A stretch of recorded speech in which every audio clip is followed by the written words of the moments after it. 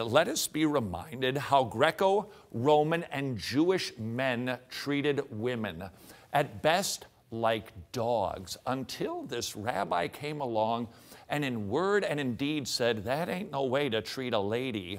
Then his disciples, they wrote down instructions for how men were to lovingly treat their wives. And then his followers took that message and they spread it all over the globe. And the effects of the attitude of men toward women and children was radically changed. This from Probe Ministries. As Christianity spread throughout the world, its redemptive effects elevated women and set them free in many ways. The Christian ethic declared equal worth and value for both men and women. Husbands were commanded to love their wives and not exasperate their children. These principles were in direct conflict with the Roman institution of the powerful daddy, the patria potestas, which gave absolute power of life and death over a man's family, including his wife. When patria potestas was finally repealed by an emperor who was moved by high biblical standards, what a tremendous effect that had on culture! Exclamation point. Women were also granted basically the same control over their property as men. Remember that? And for the first time, mothers were allowed to be guardians of their own children. Today we go, well, duh, but not before Jesus. Today we think, well, that's of course the way that women should be treated. They should have the right to own their own things and to have possession of their own children. Of course. No, no, no. Not of course. It's only of course because of Christianity. And yet today so many people, progressives, non-Christians, think that Christianity, it's just dumb, bunch of idiots, got to get it out of culture. We need complete separation of church and everything because we secular humanists are here to save the day. Well, the reality is Christianity saved women and children from secular humanists of old. Back to our history lesson. The biblical view of husbands and wives as equal partners caused a sea change in marriage too. Christian women started marrying later, and they married men of their, get this, own choosing.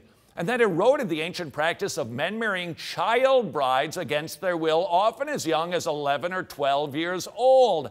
The greater marital freedom that Christianity gave women eventually gained wide appeal. Today, a Western woman is not compelled to marry someone she does not want, nor can she legally be married as a child bride. But the practice continues in parts of the world where Christianity has little or no presence. Anybody else thinking about a particular religion of peace right now? Hold on, the hits keep coming. Back to Pro Ministries. Another effect of the salt and light of Christianity was its impact on the common practice of polygamy, which, of course, demeans women. Many men, including biblical heroes, have had multiple wives, but Jesus made it clear that was never God's intention. Whenever Jesus spoke about marriage, it was always in the context of monogamy.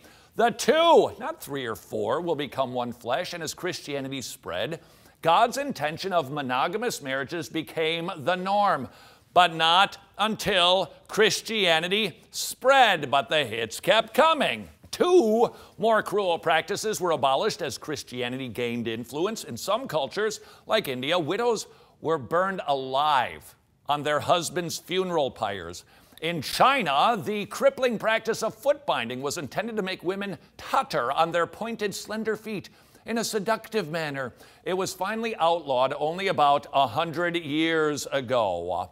Two thoughts for your consideration. And number one, it took Christianity to change the treatment of women. And thought number two, you want to tell me how that's actually attractive?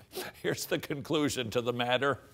As a result of Jesus Christ and his teachings, women in much of the world today, especially in the West, enjoy more privileges and rights than at any time in history. It takes only a cursory trip to an Arab nation or to a third world country to see how little freedom women have in countries where Christianity has had little or no presence.